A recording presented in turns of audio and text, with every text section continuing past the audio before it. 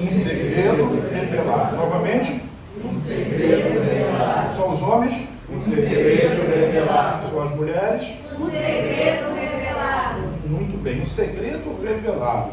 Eu queria, baseado nessa palavra, trazer uma ministração inspirativa para o seu coração. Como eu disse aqui, ao introduzir essa palavra, a gente vive dias de muito estresse, de muitas palavras, de muitas notícias ruins, de muitas publicações ruins. Ainda essa semana, hoje é domingo, né? Então a semana que passou, nós estamos abrindo uma semana hoje. Então na semana passada eu estava conversando com um amigo meu, que é pesquisador da Fiocruz, e mostrei para ele uma notícia que foi postada a partir de uns pesquisadores, acho que da Espanha, dos Estados Unidos, não me lembro, falando a respeito do vírus e tal, e mandei a notícia para ele e falei, Fulano, mas é isso mesmo? E ele disse para mim assim, Fernando, fica tranquilo. Né? Olha só como é que uma palavra ela pode te levar para cima ou pode te colocar para baixo. Por isso a gente precisa ter cuidado com aquilo que a gente vê e com aquilo que a gente ouve. Né? Muito importante, muito cuidado com aquilo que a gente vê e com aquilo que a gente ouve. E ele disse assim, tem muita gente, inclusive cientistas, que são oportunistas e ficam jogando notícia, porque querem ibope, querem reconhecimento, querem se colocar na mídia, mas não existe muita coisa que eles saibam. Não existe tantas coisas assim. A pesquisa continua e a gente fica muito à mercê da opinião de um, da palavra de outro, daquilo que um diz e daquilo que o outro fala. Não estou dizendo que frente a todas essas circunstâncias, as notícias da segunda onda na Europa, a gente não vai tomar os devidos cuidados que todos nós precisamos tomar. Mas a gente precisa entender que existe uma palavra maior.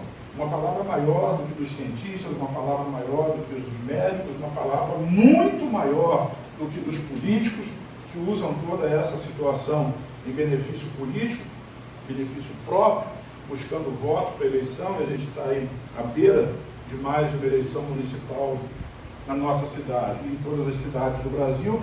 Então é muito importante a gente ter cuidado com aquilo que a gente ouve. Por isso, ouça a palavra de Deus, ouça a Bíblia. Não estou dizendo que você vai virar um alienado, mas filtre aquilo que você vê e aquilo que você escuta, aquilo que você lê na internet ou nas redes sociais. Filtra e baseie a sua nutrição espiritual na palavra de Deus. Posso ouvir um amém? Amém. Sabe, a gente assim, eu não vou falar mais sobre isso durante a mensagem, senão eu fico batendo papo, eu não paro mais de falar, e depois a pastora briga comigo quando eu saio daqui.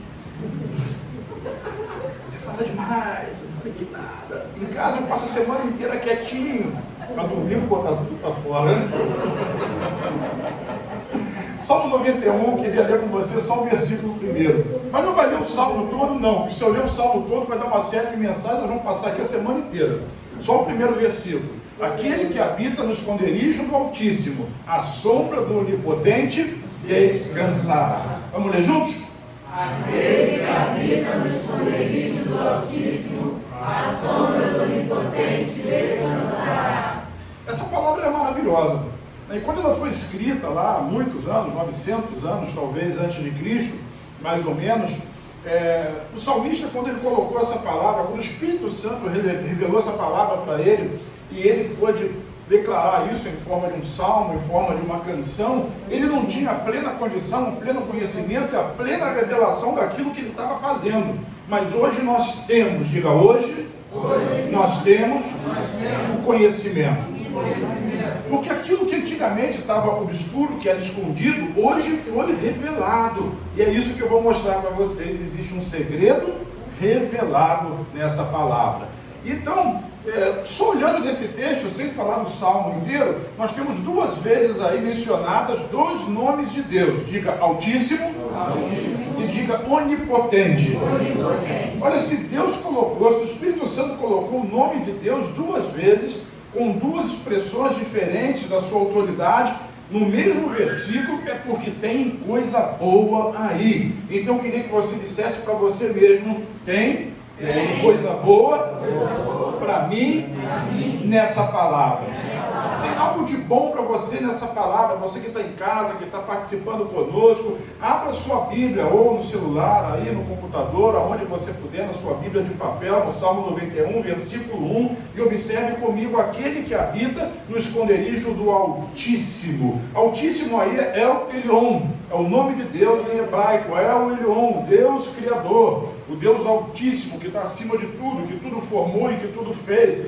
Então ele está dizendo: aquele que habita no esconderijo de El Elyon, do Deus Altíssimo, e a sombra do Deus Onipotente. Aí o nome, o termo é El Shaddai, o Deus Todo-Poderoso. Então, nós, ou aquele, seja quem for, que habita nesse esconderijo, nessa presença maravilhosa, ele está guardado por duas manifestações de Deus, por dois dos nomes mais poderosos de Deus. Diga Altíssimo, Altíssimo. Diga Todo-Poderoso. Todo-Poderoso. Ora, que coisa maravilhosa! Quem poderia querer uma segurança maior, uma qualidade melhor de vida do que estar escondido, guardado, habitado, sentado, assentado, junto do Altíssimo e junto do Deus Todo-Poderoso? Então isso é maravilhoso. E quando esses nomes, ele acompanham uma promessa está ali colocada junto dele, diz assim: aquele que habita nesse lugar, nesse esconderijo, aonde tem o Deus Altíssimo, aonde tem o Deus Todo-Poderoso, o Deus Onipotente, essa pessoa vai descansar. Diga descanso.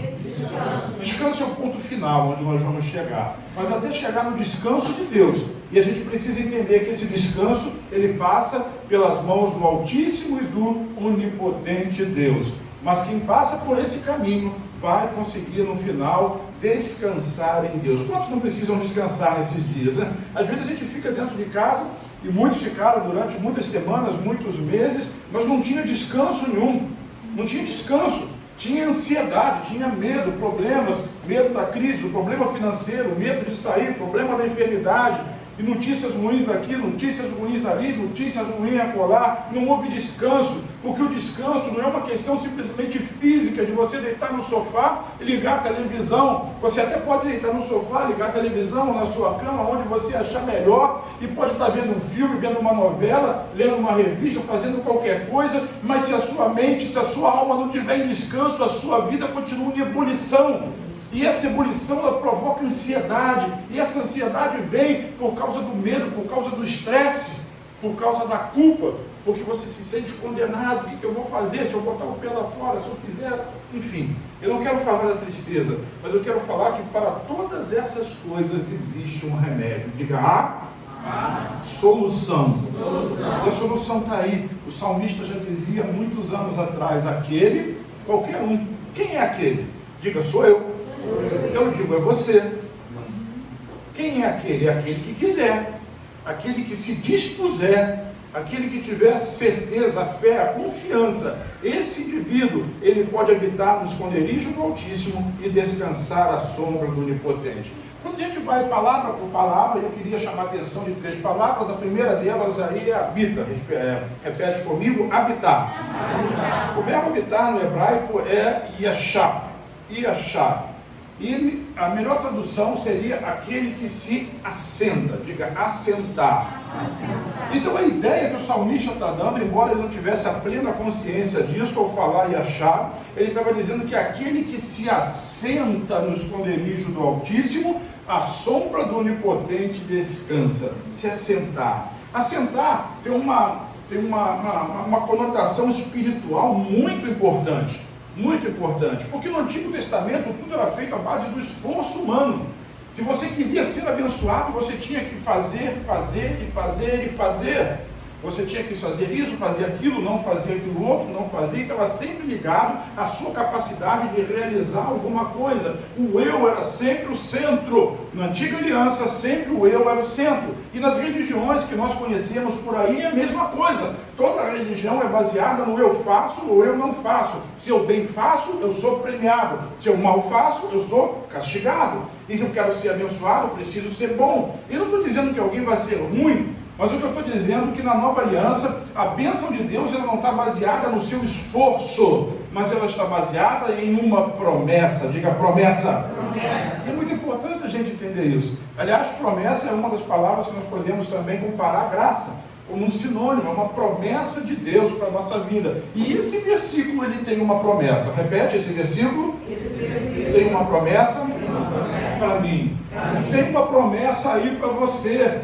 Você é aquele, eu posso dizer, eu que habito no esconderijo do Altíssimo, eu que me assento no esconderijo do Altíssimo, eu posso me assentar lá, eu posso sentar no esconderijo, e esse assentar implica dizer que eu não vou estar trabalhando, porque, por mais que você possa trabalhar sentado, na frente do computador, de um projeto, na Bíblia, quando fala em assentar-se, diz respeito a você colocar todo o peso que está sobre você em cima da cadeira. Eu estou em pé, o meu peso está em cima das minhas pernas, mas você está assentado ouvindo a palavra de Deus. Que esforço você está fazendo? Nenhum. Eu aqui eu me canso, porque eu estou trabalhando, mas você está descansado, você está assentado.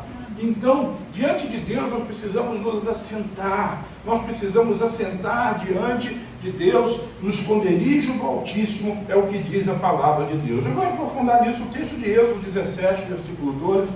Êxodo capítulo 17, versículo 12, diz assim: isso é uma história de que o povo de Israel, quando saía do Egito, já tinha recebido a lei, mas olha só que coisa interessante, com a manifestação da graça no meio de uma batalha no Antigo Testamento. Porém, as mãos de Moisés eram pesadas. Se você conhece esse texto, ali em Refidim, existem montanhas, né? Sim, não sei se vocês já foram no Egito, se não foram, na próxima caravana Betel, Terra Santa, você vai estar lá conosco. Né? Glória a Deus.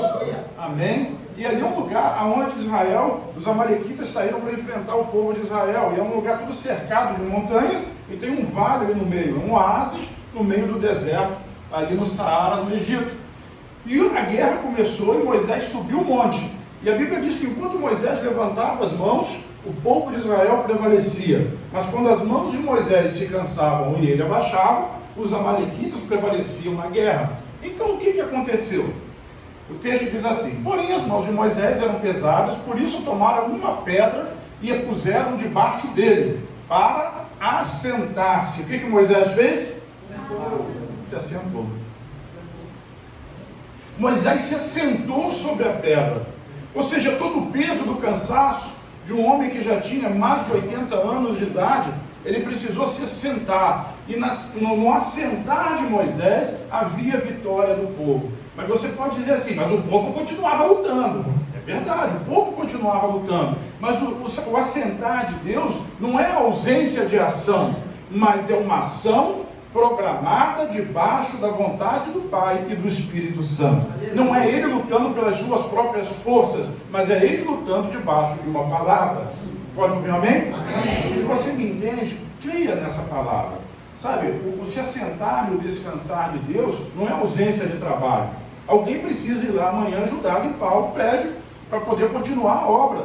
Mas onde está o descanso? Onde está o se assentar nisso? O se assentar é confiar que Deus vai dar o recurso para poder completar essa obra, porque Ele fez uma promessa e Ele cumpre as promessas que faz.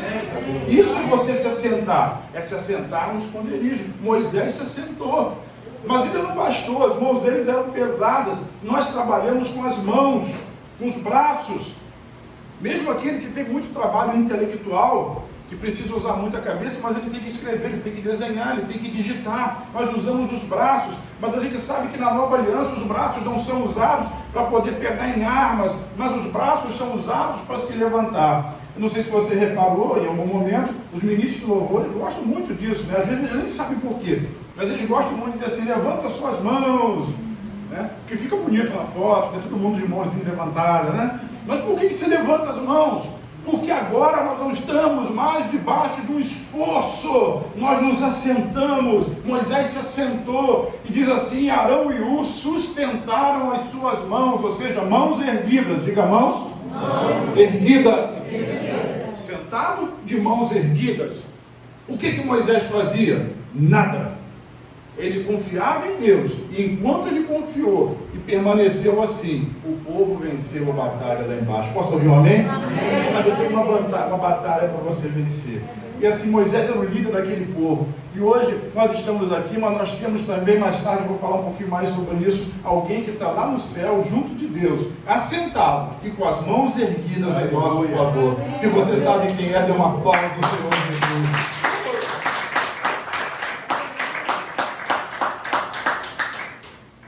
Muito obrigado se esse aplauso foi para mim. Mas se ele foi para Jesus, ele foi ruimzinho, né? Vamos fazer um negócio melhor aqui.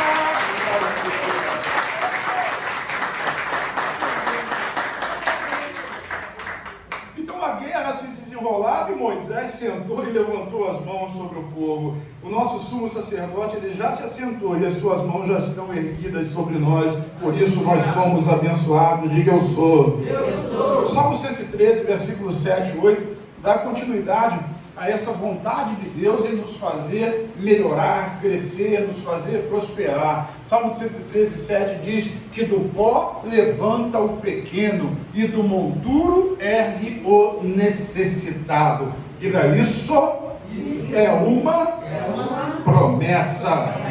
Promessa de quem? Uma promessa de Deus. E quando a gente olha, eu volto a falar, eu estou falando aqui no Velho Testamento, na Antiga Aliança, e trazendo isso para a sua vida.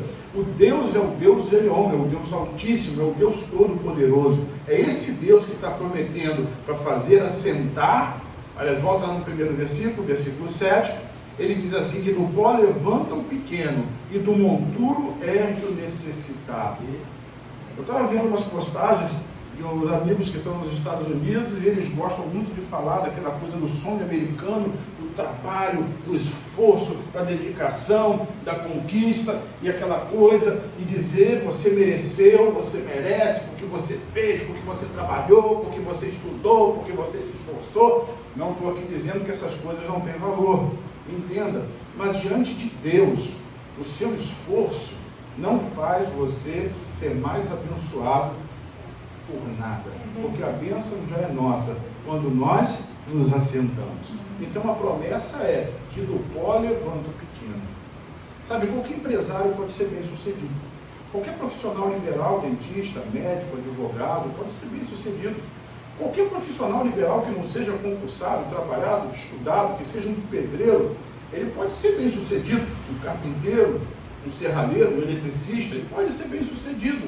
Ele pode vencer na vida, mas ele pode vencer na vida a custo de muito esforço, mas ele também pode ser abençoado. Hoje eu estava falando, eu estava lembrando, num dos últimos cursos, se você olhar lá no YouTube, você vai ver, não sei se foi domingo passado, retrasado, quando eu terminei de pregar, eu disse assim, vem aqui na frente, eu quero orar. Todos os irmãos que receberam a palavra do ano da abundante chuva, que coisa, né? Deus acabou de liberar o ano da abundante chuva e entrou abundante chuva de vírus. Deus se enganou. Deus não se enganou. A palavra de Deus ela não muda. Entendeu? A determinação de Deus ela não mudou em nada. E eu fiquei assim, eu já sabia disso, né? Mas foi para dar um impacto nas pessoas. Mas confesso que me surpreendi. E assim eu recebi muitas mensagens de irmãos mais humildes, né, que perderam emprego por conta da pandemia. Empresas fecharam. Aí eu perguntei, eu queria que viesse aqui na frente todos aqueles irmãos nossos que já abriram empresas novas no tempo da pandemia ou que estão no processo de tirar CNPJ, abrir conta e abrir empresa. Veio um monte, uns 20, assim, ali na frente. Se o diabo achava que ia tirar um trabalho miserável de alguém que ganhava 1.500, 2.000 reais, vai ter que engolir alguém que vai empresariar, que vai empreender e que vai ser investidor no reino dos céus. Porque do pó levanta o pequeno e do monturo ergue o necessitado. Agora sim, passa o versículo 8. E ele diz assim, como é que isso acontece? Para fazer o quê? Assentar com os príncipes, sim, com os príncipes do seu povo. Deus quer fazer de você um príncipe, um principal. Na verdade você já o é, você já é abençoado. A grande questão é que a gente olha para a nossa situação e não consegue perceber a nossa posição em Cristo. Quando Cristo se assentou, nós nos assentamos com Ele. Oh meu Deus! Como é importante saber isso, porque no meio da luta, da dificuldade, do dia a dia, do problema, do exame, do hospital, da questão jurídica, nós já estamos assentados com Cristo, nós já somos um daqueles príncipes, os príncipes do povo de Deus. Diga, eu sou. E está chegando o dia que nós vamos reinar com Ele. Eu fico olhando o Salmo 60, Isaías capítulo 60, Isaías 61, em 60, parece que eu estou fazendo propaganda, tem essa palavra lá, você pode ouvir também no YouTube. Em 60, o profeta ele olha para o futuro e diz assim: o mundo vai ter dias de trevas, nós vivemos dias de trevas. Aliás, todas as coisas que precisavam se cumprir para a volta de Jesus já se cumpriram. O arrebatamento da igreja pode acontecer a qualquer momento. Qualquer momento. Não há nada que precise mais acontecer para que isso aconteça. Qualquer momento. A gente pode desaparecer daqui. Eu e você. Amém. 2 ou 3 disseram amém, porque tem a fé que vão subir com Cristo. Eu vou. Mas você vai também. Eu creio nisso. Então Isaías diz assim: o mundo está em trevas, mas sobre nós vai resplandecer a luz de Deus. Eu pego essa palavra, e quando você olha lá os primeiros versículos, alguém vai estar falando de Israel, está falando do reino do milênio. Quando Jesus reinar no milênio, não vai ter trevas nenhuma. As trevas existem agora. E é agora que a luz de Deus resplandece sobre nós. Então, se tem trevas lá fora, quanto mais trevas tem lá fora, mais luz tem na sua casa. Quanto mais trevas tem lá fora, mais luz tem na sua vida. É a luz de Deus. Aí quando você vai para 61, você vai ver o dia da ira de Deus e a vingança de Deus batendo firme. Mas naquele dia nós não vamos estar mais aqui. Diz amém. Então nós estamos assentados com príncipes. E nós vamos reinar com Jesus. Mas nós podemos trazer isso à existência hoje. Diga hoje. Sabe, por menor que você seja, Deus quer fazer você grande. Aliás, a gente usa essa força de expressão por mais um vício de linguagem do que necessariamente por uma verdade teológica. A verdade é que você já é. Mas como a gente não consegue pegar, e nós somos muito sensitivos, a gente tem que pegar, essa água está quente ou está gelada, eu preciso pegar, eu preciso provar. Mas a verdade é que nós já estamos assentados com Cristo. E a realidade nossa para Deus, ela já é definitiva. Amém? Amém. Ela já é definitiva. Eu tinha um tabu com um texto, eu tinha um tabu com um texto de Efésios capítulo 1, quando ele falava de predestinação. Essa coisa de calvinismo, de arminiano, de predestinação, e aquilo ali é um tabu, confesso. Mas uma vez eu estava lendo, o Espírito Santo me deu uma revelação extraordinária, que diz assim: Deus amou você antes da fundação do mundo. Ele te escolheu para você ser santo e irrepreensível. Quantos santos e irrepreensíveis eu tenho aqui? Amém. Pela fé. Mas quando você olha para você mesmo, você não consegue ver santidade e você não consegue ver irrepreensibilidade. Quase que não sai, né? Porque você se vê repreensível. Mas sabe como Deus vê você? Santo e irrepreensível. Porque aquele que começou a boa obra, ele não vai parar. E como Deus está fora do tempo, ele já vê você com uma obra terminada. Ele já vê você pronto e preparado. Ele já vê você santo e irrepreensível. Por isso diz assim: ele vai fazer você assentar com os príncipes. Sim, com os príncipes do seu povo.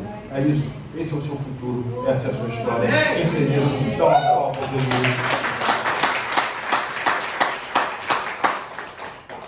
Então, eu queria continuar a segunda palavra. Volte lá no Salmo 91, por favor. A segunda palavra que eu queria trazer à luz aqui é esconderijo. Qual é a palavra? Esconderijo. Quando o salmista escreveu isso, para ele era um esconderijo. Para nós não é mais. Ele não sabia, ele não tinha convicção. Como é que alguém pode habitar no esconderijo? Aonde fica? Qual o endereço do esconderijo? Tavares de Macedo, 128? Aonde é? Qual é o endereço? Vai ser lá perto do Mundial. Como é que é o nome daquela rua lá que você não esquece? Mário Viana, número 329. Qual o endereço do esconderijo do Altíssimo? A verdade é que aquilo que antigamente era um esconderijo, hoje não é mais. O esconderijo do Altíssimo já foi revelado. Vamos para a Bíblia para eu não ficar falando muito de mim mesmo, da minha opinião. Colossenses capítulo 1, carta do apóstolo Paulo, Colossenses 1, 26 e 27. Diz assim: o mistério que estava oculto. O mistério estava onde? Oculto. Ou seja, ele estava escondido. Aquele esconderijo era oculto, mas hoje ele é revelado. Então o mistério que esteve oculto desde os séculos e em todas as gerações, e que agora foi manifesto aos seus santos. Nem todo mundo sabe disso. Nem todo mundo sabe disso. Então, o pastor comigo hoje, Ele estava dizendo, não adianta, a gente quer pregar a Bíblia. A igreja não tem que pregar a Bíblia. Isso é uma heresia. A igreja tem que pregar Cristo. A Bíblia é para o crente. O mundo precisa ouvir a respeito de Cristo. Eles não entendem a Bíblia. Porque a verdade, o mistério esteve oculto desde os séculos. E em todas as gerações. E agora, ele foi manifesto para quem? Os santos. Para aqueles que creem. Esse mistério manifesto é revelado para aqueles que creem. Não é para todo mundo. Por isso eu digo, eu sou abençoado. E você pode dizer a mesma coisa. Diga, eu sou abençoado. Isso não é para todo mundo. Nem todo mundo que trabalha com você, que mora com você, que convive com você é. Por isso o Salmo 91 mais para frente diz assim, 1000 cairão ao meu lado, 10.000 à minha direita. Eu não seria atingido. Então aquilo que estava oculto foi revelado aos santos. 27. Aos quais Deus quis fazer conhecer quais são as riquezas da glória desse mistério. Qual é o mistério? O esconderijo do Altíssimo. Então, os quais Deus quis fazer conhecer quais são as riquezas da glória desse mistério entre os gentios, que é, qual é a resposta? Diga ali comigo, Cristo em vós, esperança, novamente, Cristo em vós, esperança da glória. Então eu digo para vocês assim, Cristo em vós, esperança da glória. E você diz assim para mim, Cristo em mim, esperança da glória. Vamos fazer aqui esse acróstico, esse jogral? Cristo em vós, esperança da glória. Cristo em mim, esperança da glória. Porque às vezes a gente gosta de falar voz, né? Aquela voz profética. Mas a verdade é que é Cristo em mim, Cristo em você, essa esperança da glória, o mistério que estava oculto. Como é que nós podemos nos assentar? Nós nos assentamos no esconderijo do Altíssimo. Aonde fica o esconderijo? Não é aonde, é quem? É em Cristo. Não dá tempo de eu usar todos os textos. A pastora não deixa, ela diz que eu uso texto demais. E aí eu falo muito tempo. Mas João capítulo 15 nem está aí, mas eu não consigo. Não tem que falar. Então eu falo. E cada a gente resolve. Então, João 15 diz, Jesus diz assim, eu sou a videira, vocês são os ramos. E tem um versículo lá nesse texto de João 15 que ele diz, sem mim nada podeis fazer. E a gente fica achando que o fazer ali é fazer milagre, coisas extraordinárias, orar para morto ressuscitar, para cego ver. Não, não. O que Jesus está dizendo é nada. E nada significa? Então nós não devemos fazer nada sem Cristo. Porque nós estamos aonde? Qual é o mistério revelado? Cristo em esperança da glória. Então eu me assento no esconderijo, eu me assento com Cristo, eu me assento em Cristo. Quem entendeu, deu uma salva de palmas. Vamos avançar por causa da hora, Hebreus capítulo 8, versículo 1. Hebreus capítulo 8, versículo 1 diz assim, ora, a suma, ou seja, o resumo de tudo isso que nós temos dito, é que temos um sumo sacerdote tal, que está aonde? Assentado no céu. Aonde? Assentado no céu. Quem é esse sumo sacerdote? Jesus. Cristo em nós. Cristo, quando consumou a obra, ele se assentou. Você sabe, eu sei que você sabe, que o sacerdote do Antigo Testamento, ele não se assentava. No lugar santo tinha mesa, tinha o candelabro, tinha os pães da preposição, tinha altar, mas não tinha cadeira. Ele trabalhava o tempo todo, o tempo todo, o tempo todo. Porque o perdão dos pecados, ele era sempre limitado pelo sangue de um cordeiro, pelo sangue de um bode, pelo sangue de um boi, pelo sangue de uma pomba. Mas quando Jesus completou e consumou a obra na cruz e declarou, está consumado, tetelestai, toda a obra foi consumada. E Cristo, quando terminou aquela obra, ele não continuou trabalhando, porque a obra já estava consumada. Quando o Bosco entrega um projeto e termina um projeto, ele não continua trabalhando no projeto. Acabou. Ele só precisa receber aquilo que deve a ele. Jesus trabalhou, ele consumou a obra, e depois de consumada a obra, o que ele fez? Se assentou. E aonde nós devemos estar? Assentados com ele. A gente não vê isso, porque a gente gosta de acreditar naquilo que vê e naquilo que pega. Não é assim? Vê para crer? Lembra de Tomé, né? A gente critica Tomé, mas tem muito Tomé aqui. Tomé. A gente gosta de ver. gosta de ver. O pastor Gleison ontem me chamou, não sei se está aqui me respondendo. Vamos orar pelo menino, uma filha de uma das nossas líderes de criança que estava com uma suspeita de uma bactéria no sangue que se alojou no pescoço, o pescoço dele estava duro, não mexia com um lado nem para o outro, e achava que era meningite, achava que era isso, mandaram para casa. E ele, vamos lá orar, e a mãe estava no encontro infantil com outras duas crianças, e ele disse, vamos lá, mas vamos almoçar primeiro. Mas não pode orar primeiro, não, vamos almoçar primeiro. Por que vamos almoçar primeiro? Eu falei para eles, já vamos descansar. Cristo já curou esse menino. Aí nós fomos almoçar, almocei com os pastores, fui lá, orei pelo rapaz, o menino, estava dormindo, eu veio para acordar ele, para fazer mexer no pescoço dele para lá e para cá, né? Aí ele estava dormindo, não quis acordar ele, aí depois mandou um vídeo para mim de noite, dele pulando, dançando, o pescoço mexendo, eu mandei perguntar, mandei mesmo, né? Mandei mensagem, chegar aqui, o menino está no culto, e a família está toda aqui, diz assim, glória a Deus. Glória a Deus. Sabe, a gente descansa em Cristo, existe uma verdade de Deus sobre a nossa vida. E essa verdade diz respeito de Cristo em nós. Esperança da glória. Oh, glória a Deus. Nós temos esse sumo sacerdote, ele já está sentado. Leia Hebreus. Não dá para eu falar tudo aqui, mas leia Hebreus e veja a bênção que é nossa. A principal cláusula dessa nova aliança, que é dos seus pecados e das suas iniquidades, eu não me lembrarei mais. Você é abençoado em Cristo, não deixa ninguém dizer o contrário. Porque assim, a gente ouve uma mensagem, uma única mensagem, não acreditava muito nisso não, mas fui pesquisar e é verdade. Uma única mensagem que fala da lei, faz isso, faz aquilo outro, faz isso para você ser abençoado, faz aquilo para ser abençoado, igual era no judaísmo, no Antigo Testamento, né? Todas essas bênçãos te seguirão e te alcançarão, bendito serás, bendito serás, bendito serás, se cumprires todas as cláusulas, os mandamentos dessa lei. Quem cumpre? Ninguém. Só um cumpriu, Jesus. Por isso ele era santo. E quando ele cumpriu, onde é que nós estamos hoje? Sentados com ele. Ele é o esconderijo. Como ele cumpriu, quem cumpriu também? Eu. Você fez alguma coisa? Fiz. Eu me aceitei. As religiões querem que a gente faça para merecer. O cristianismo, ele quer que a gente creia para receber. Quem entendeu? Dá um aplauso. Dá um aplauso mais longo que a garrafa está fechada.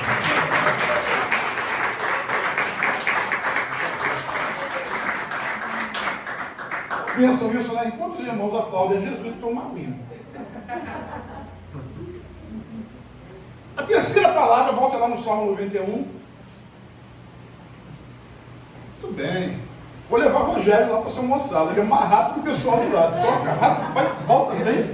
Lá não posso ficar mandando voltar, não. Eu estou gravando aqui, eles vão ouvir, vão me pegar depois. Tá? Então eu falei sobre habitar, e eu disse que aí a chave, a melhor palavra seria se assentar. Depois eu falei do esconderijo e disse qual é o esconderijo. Agora eu quero falar da última palavra, diga descansar. Descansar. Ali ele está usando essa palavra no futuro, descansará. Mas para nós hoje não é mais futuro, hoje nós estamos falando isso no presente. Amém. Na verdade, é no passado, porque nós já deveríamos ter descansado. Essa é a nossa realidade em Cristo. A gente é tomé, a gente quer ver, quer experimentar. A gente olha para as lutas, para as circunstâncias, para as notícias e não consegue perceber que nós estamos descansados em Cristo. Mas a verdade de Deus, Ele já nos vê assentados e descansando com o Senhor. Diz amém. Amém. Isso é maravilhoso, a gente conseguir entender isso, perceber essa palavra. E esse descansar aí, ele é um passo de fé. Como eu disse, não é uma ausência de trabalho, mas é um trabalho direcionado.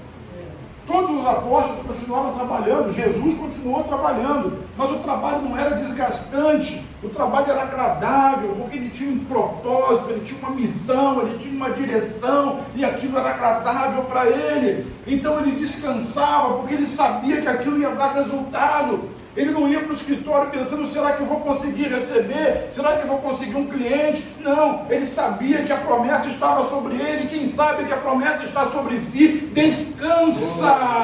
Uau! Tem alguém descansando aqui?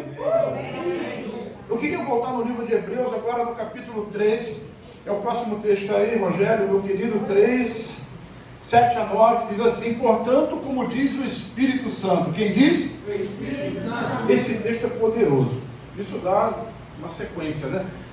Porque ele está se referindo a um fato que aconteceu lá no Antigo Testamento. Então vamos acompanhar. Portanto, como diz o Espírito Santo, se ouvirdes hoje, quando? Hoje, agora, a sua voz. A voz de quem? Do Espírito Santo. Não é isso? O Espírito Santo fala. E se hoje você ouvir a sua voz, a voz do Espírito Santo, o autor está fazendo uma narrativa, né? Portanto, como diz o Espírito Santo, se hoje ouvirdes a sua voz, versículo 8, não endureçais o vosso coração, como na provocação, no dia da tentação no deserto. Quando a gente não ouve a voz do Espírito Santo, no Antigo Testamento, Deus considerava isso como provocação. Já parou para pensar? Se Deus faz uma promessa e a pessoa não acredita na promessa, Deus acha que está sendo provocado.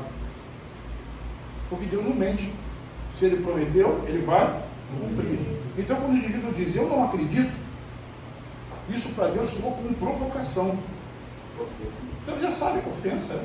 Você sabe qual foi essa provocação que o povo fez, essa ofensa? Deus tirou o povo do Egito para entrar numa terra, chamada terra, como é que chama a terra? Prometida. Todo mundo sabe disso, né? Canaã. Caminhando eu vou para Canaã, caminhando eu vou para Canaã. Não vou cantar mais.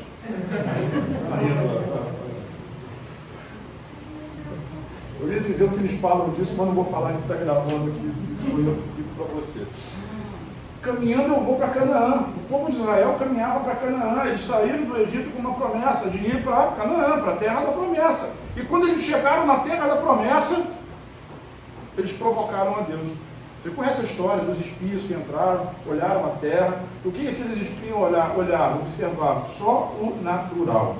Quando a gente olha só o natural, quando a gente ouve só o natural, isso é muito comum dentro da igreja. Infelizmente, na igreja tem muita gente que é ímpia.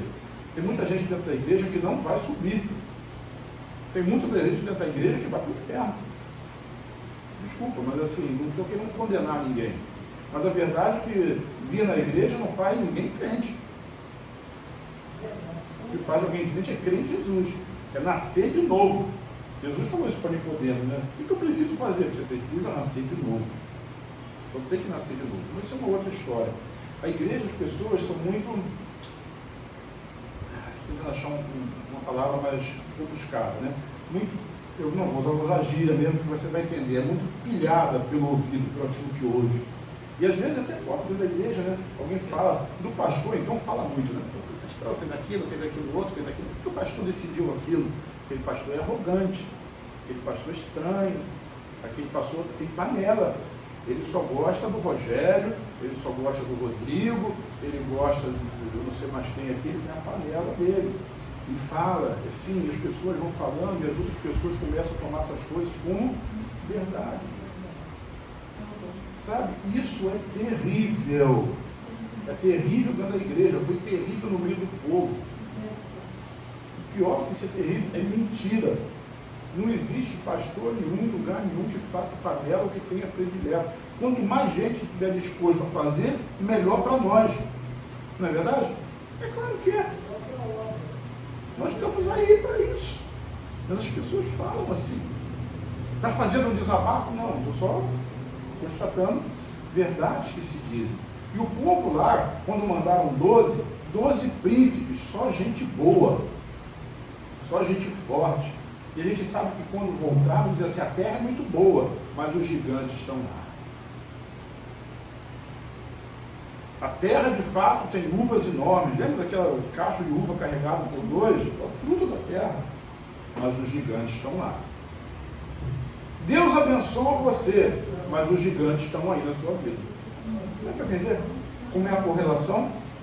E quando você percebe que existem gigantes na sua vida, qual é a atitude que você toma? Uma atitude de fé ou você esquece da promessa?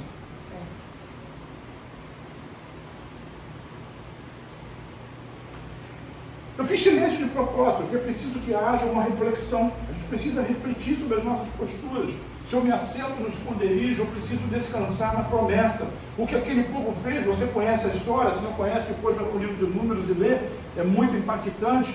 Eles preferiram acreditar nas circunstâncias do que na promessa. Tem gente que prefere acreditar na imprensa, na rede social, na conversa do amigo, que às vezes nem é tão amigo assim, é porque tem interesse, abraça, dá tapinha nas costas, e fala uma coisa e fala outra, do que acreditar na promessa de Deus. Isso precisa ser visto. Nós precisamos refletir sobre isso. E entender que se existe vida, a vida está na palavra de Deus sobre nós. E não está na palavra das pessoas. Existe vida nessa palavra, existe poder naquilo que Deus diz. A promessa de Deus, ela sempre vai se cumprir. E aquele povo não acreditou. Ele achava que os gigantes da terra são maiores do que o poder e a promessa de Deus. Eles não se assentaram no esconderijo do Altíssimo. Eles não ficaram debaixo das mãos do Deus Todo-Poderoso. Mas você está. Então não se deixe enganar. O que está dizendo assim, não faça igual o povo, não provoque Deus. Se Deus está dizendo que você é abençoado, logo eu sou abençoado. No aniversário da igreja, eu falei para os irmãos que um dos grandes problemas do crente é inveja. E quem começa a falar muito mal de área de Laodicea porque tem inveja. Mas o grande problema nem é inveja. Inveja não é pecado? Claro que é. Mas o grande problema nem é inveja. Porque inveja é consequência de algo pior do que ela, que é falta de fé. O invejoso,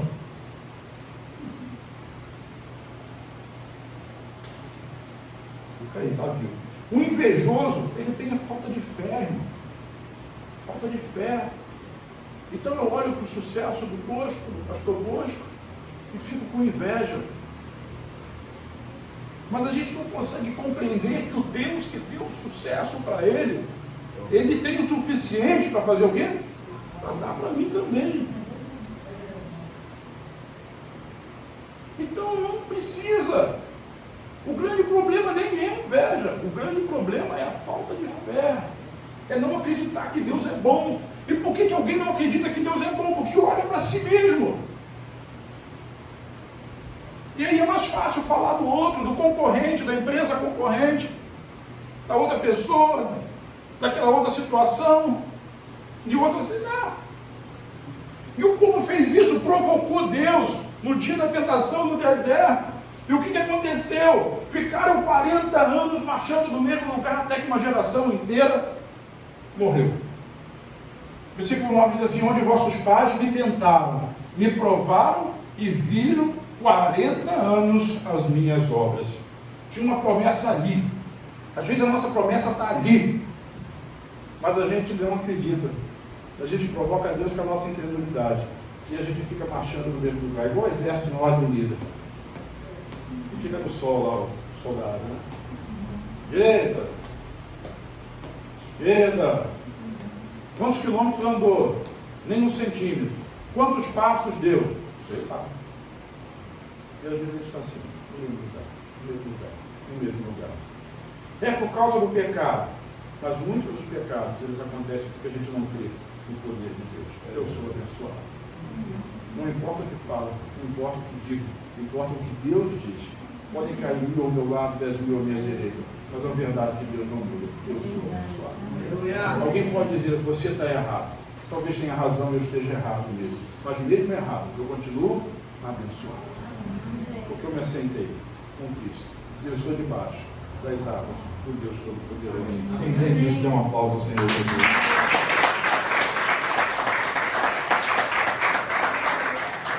Você sabe que a promessa da terra é uma promessa para Israel, não é uma promessa para a igreja. A igreja não tem promessa nenhuma de terra nenhuma. A gente gosta até de usar, muitos pregadores usam, você vai conquistar a terra que o Senhor deu para você. Não existe essa terra física, para eles existe. E todo dia você vê no jornal que eles estão brigando por causa da terra.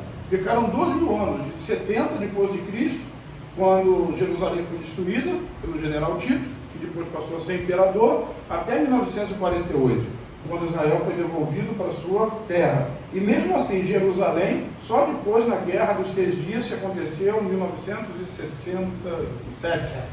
Exatamente. Um ano antes de eu nascer. Significa dizer que nasci em 68, pode fazer as contas, 22 de dezembro é meu aniversário, manda parabéns para mim lá.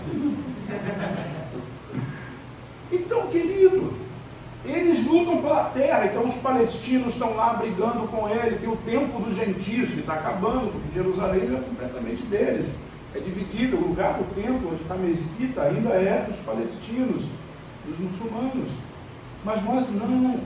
A gente não está lutando por uma terra. Eu quero minha terra, conseguir comprar minha casinha, o meu apartamento, a minha cobertura, a minha fazenda. Não, a nossa terra é o descanso de Deus. A igreja, a promessa da igreja é entrar no descanso. Essa é a nossa terra. Não importa onde você esteja, você pode estar no olho do furacão. Mas se você estiver na sua terra, ou seja, no descanso de Deus, você está em paz. E Deus te faz prosperar no lugar aonde você estiver. Bendito serás no campo. Então, se você for lá para a fazenda, você é abençoado. Se você estiver na cidade, no meio urbano, você é abençoado também. Porque a bênção não está no lugar. Essa igreja é abençoada aqui na Tavares de Macedo e vai continuar sendo abençoada para sempre. Porque abençoados são... Nós somos abençoados. E a bênção nos segue. Bendito aquilo que nós pegamos. Bendito é o fruto do nosso ventre. Nossos filhos são abençoados. Não diz respeito a um lugar, diz respeito à confiança, a crer, a descansar em Deus. E aonde quer que eles estiverem, eu digo os nossos filhos, eles serão abençoados. E a gente usa essa palavra no futuro, é um vício de linguagem que eu estou tentando corrigir. Mas ela não é para ser usada no futuro, ela é usada no presente. Eles são abençoados. Nós somos abençoados. Nós não seremos, nós já somos. Porque para Deus não tem futuro. Para Deus tudo já está consumado. E Deus já vê você muito abençoado. Por isso, lá em Romanos 8, Paulo fala, né? Nós somos vencedores. Você sabe a diferença de um vencedor para um mais do que vencedor? O vencedor é aquele que chega na frente. Quem gosta de Fórmula 1 sabe que Lewis Hamilton ganhou de novo. Ele está batendo recorde na Fórmula 1. Piloto, líder da McLaren, já deixou o Michael Schumacher para trás. Ele foi um vencedor. Porque ele partiu de um ponto e pelo esforço, pelo trabalho, conquistou a vitória. Então ele é vencedor. E nós? A Bíblia diz que nós somos mais do que vencedores. Porque você já parte de uma posição de vitória. Mas eu não fiz nada. Exatamente. Você não fez nada. Tudo quem fez foi Jesus. Qual é o mistério que estava escondido, que agora foi revelado? Cristo em nós. Cristo em mim. E se Cristo está em você, ele já consumou a obra. Então você já é um vencedor. Então ele diz assim, agora vocês são mais do que vencedores por aquele que vos amou. Você não precisa se esforçar para ganhar. Você já entrou no jogo ganhando. E agora é mais do que vitória. Essa é a nossa posição em Cristo. Quem entende diz amém. Versículo 13. É o próximo, não é? Agora um conselho para a igreja. Esse deve ser a nossa conversa entre nós, na nossa casa, com os nossos irmãos, pelo WhatsApp, pelo Telegram, pelo Instagram e pelos outros anjos da vida. Antes, vamos ler juntos? Antes de mostrar uns aos outros, todos os dias, durante o tempo que se chama hoje, para que nenhum de vós se endureça pelo engano do pecado. Se a gente tem que falar de alguma coisa, a nossa exortação não é mostrar a culpa do irmão. Não estou dizendo que o irmão não tenha erro ou não tenha culpa. Mas isso não é o mais importante. A exortação mais importante deve ser feita todos os dias e durante o tempo que se chama hoje. Você já deu uma palavra de fé e de encorajamento para o irmão hoje?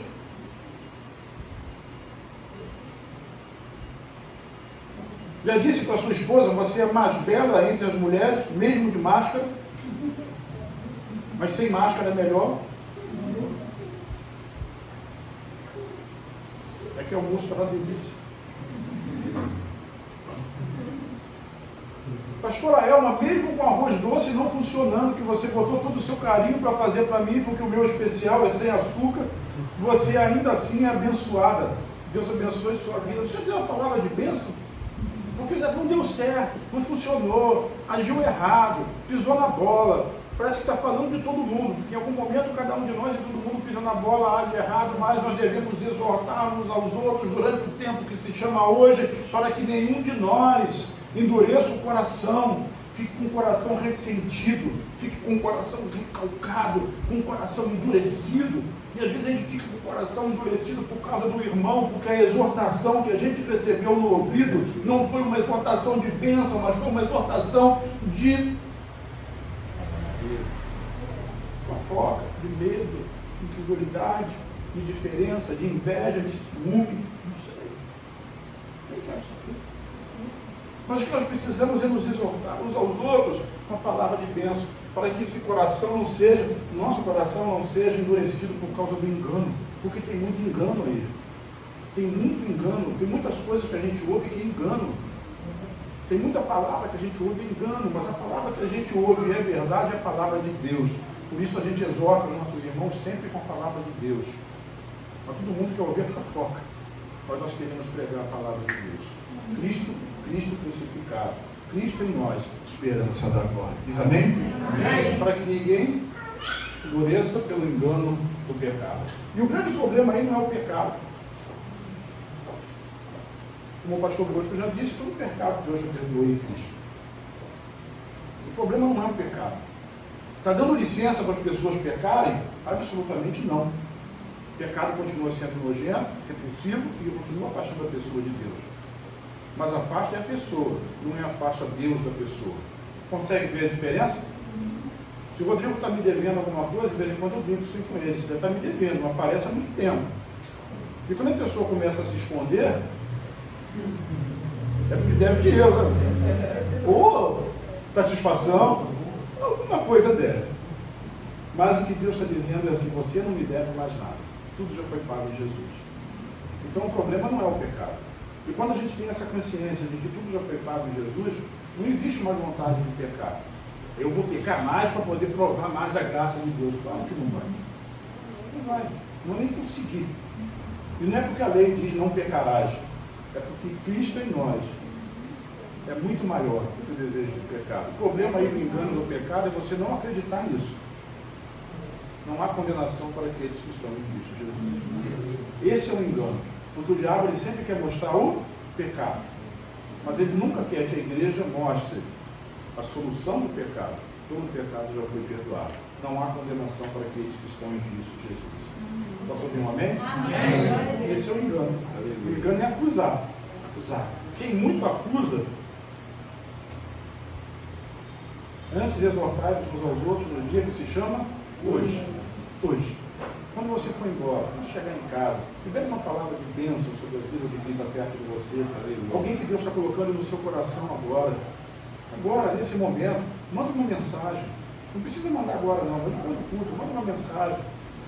Manda um áudio, faz uma ligação, libera uma palavra de bênção. Esse é o dia de nós apregoarmos a bênção de Deus sobre a vida dos nossos irmãos.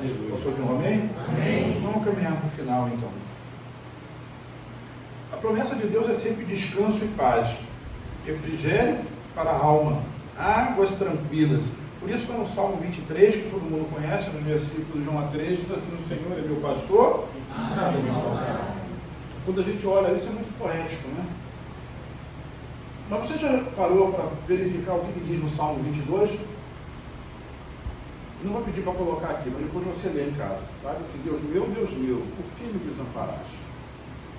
O Salmo 22, Davi, ele escreve a respeito de um Messias sofredor.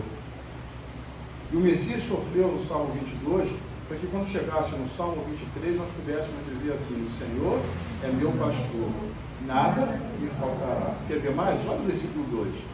Ele me faz repousar em pastos verdejantes. Leva-me para junto das águas de descanso. Ele sofreu para que você pudesse descansar. Eu já disse que descanso não é ausência de trabalho, mas descansar é saber que você é abençoado e que o seu trabalho vai produzir frutos. que a sua família é abençoada, que a mão de Deus está sobre a sua casa, que a bênção de Deus está sobre você. Isso é descansar. Eu carregava uma chateação no coração, porque eu tenho, antigamente dizia tinha, né? Porque morreu. Mas eu não digo mais isso porque eu tenho um avô que não era meu avô de verdade, mas era de consideração, e eu nunca ouvi ele fazer uma declaração ao lado de Cristo. Ele morreu com 80 e tantos anos, lá no Souza Diário, foi no ABC, depois de velhinho, trouxe ele para morar comigo. E eu ouvi um pregador falar um dia, dizendo assim, quando eu tenho uma palavra de Deus sobre a família, quem tem família aqui? Todo mundo. Quem tem gente da família aqui que... Mas existe promessa de Deus. Eu e minha casa serviremos ao Senhor. Josué disse, né? Paulo disse para o carcereiro, o que eu vou fazer para ser salvo? Crê no Senhor Jesus e será salvo e a tua casa. Existe uma promessa sobre a nossa casa. E nós podemos descansar nisso. Mesmo que o seu ente querido esteja lá na UTI, em coma. O pastor falou isso sobre a revelação. Assim, ainda assim, existe uma promessa sobre a família dele. Se existe uma promessa sobre a família dele, o Senhor o visita em sonhos. Aleluia. E mesmo inconsciente para o mundo, ele pode ser consciente para Deus e ser salvo. Isso me deu paz, descanso. Aleluia. Ele me faz repousar em pastos verdejantes, leva-me para junto das águas de descanso. Versículo 3 diz assim, refrigera minha alma, guia-me pelas veredas da justiça, por amor do Senhor. Caminhos da justiça. E às vezes a gente fica pensando que o caminho da justiça é o caminho que só segue aquele que é justo, que é bom. Mas não é não. O caminho da justiça para Deus é o caminho da justiça de Cristo. Ele é justo. E como nós nos assentamos com Ele, nós somos justos como Ele é justo. O que eu fiz? Não fiz. Ele fez. E hoje eu posso dizer, eu sou justiça de Deus em Cristo Jesus. Romanos 5 diz isso no versículo 1. Nós temos paz com Deus em Cristo Jesus. No encontro eu gosto de fazer muito isso, né? Tive muito retrato fazendo isso. Nós temos paz com Deus. Sabe o que fazer? A gente dizia, né? Quando alguém brigava na escola antigamente, botava o dedinho assim na ponta e a coisa assim, está de mal, né? Se o pecado fez a gente ficar de mal, Jesus fez a gente ter novamente paz com Deus. Joga o último texto para a gente encerrar. Por isso, lá em Mateus capítulo 11, versículo 28, Jesus faz um convite. Ele diz assim, vinde a mim. Vinde a mim quem? Todos. Que estão cansados, oprimidos. E eu vos aliviarei. Versículo 29 diz assim, tomai sobre vós o meu jugo e aprendei de mim, que sou manso e humilde de coração. E encontrareis o quê? Descanso. Como é que eu consigo encontrar descanso? A única forma de eu encontrar descanso é indo para Jesus. Olha para mim. Eu só vou carregar o celular. A única forma de encontrar descanso, a única forma de achar o esconderijo do Altíssimo é em Cristo. Cristo é esse esconderijo. E ele diz isso ali. Vinde a mim, todos. Como no Salmo 91 diz, aquele que se assenta. Vinde a mim, todos. Todos que quiserem. Tomai sobre vós o meu e aprendei de mim que sou manso, humilde de coração. E você vai encontrar descanso. Essa é a sombra do onipotente. É estar em Cristo e descansar nele. Posso ouvir amém? Eu queria que você ficasse em pé agora no seu lugar em nome de Jesus. Eles vão ministrar agora o louvor. Depois nós vamos aqui orar.